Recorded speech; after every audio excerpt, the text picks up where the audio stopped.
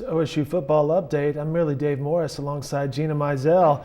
That's right, we've gone deep on the bench for this one. No Jenny Carlson, no Barry Trammell, just Dave. Sorry about that, Gina. Oh, no worries. But our topic today, recruiting, which, you know, people are fanatic about recruiting, so this is something they want to know about. And we're getting up on closer to spring ball, and you have an update on that. Yeah, Oklahoma State announced its 4 early enrollees. They're 4 players who will participate in spring ball and winter conditioning. And one of them, obviously, big-time quarterback Mason Rudolph, who everyone expects to compete for the starting job right away. Devon Thomas, a running back from Broken Arrow. Tyreek, a junior college transfer, kind of slot receiver, returner, running back, all-purpose type player who's got Olympic-level speed. And then Devante, Averette, a linebacker, another junior college transfer, who could slide in right away and start for the Cowboys with 2 starting linebackers leaving. So some impact guys, some guys I think you'll see on the field in 2014, and obviously getting in for spring ball is going to help them moving forward.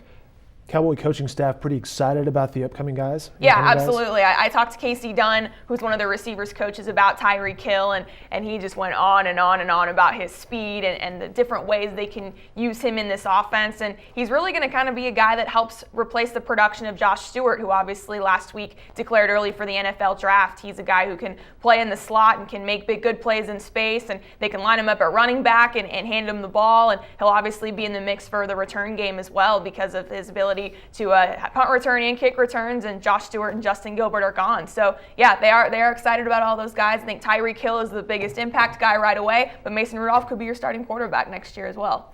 How much has recruiting coverage changed? And here's where I'm going with this. I interned at WKY Radio for James Hale back in, 1995 maybe. And he was like, Dave, here's a big list of high school kids I want you to call their coaches, and find out how much their bench press is, how fast they run. So I'm dialing the phone every morning, talking to these coaches during the summer and all that.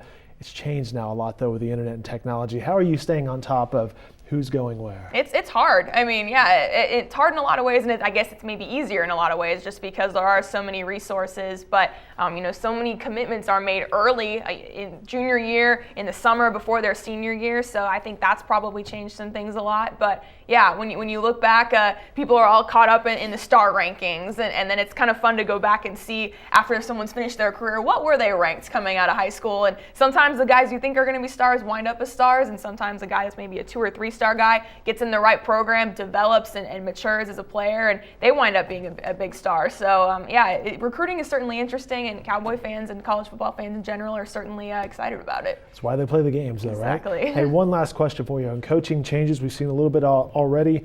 There's some speculation, maybe some names swirling, but there's nothing else expected at this point, right? Right. Joe Wickline obviously has left for Texas, and that was the big news that dropped over the weekend. There have been some rumblings about Glenn Spencer with the defensive coordinator position at Georgia. He obviously is a natural target, I guess, because he is from Georgia, has lots of ties there. So he would be kind of a natural person, but from who I've talked to, sounds like just smoke right now. But again, sometimes where there's smoke, there's fire. So obviously that's something I've been working on quite a bit, but yeah, nothing to report right now. Wealth of knowledge here, ladies and gentlemen. Gina Mizell. You can follow her every day in the Oklahoman and online at newsok.com.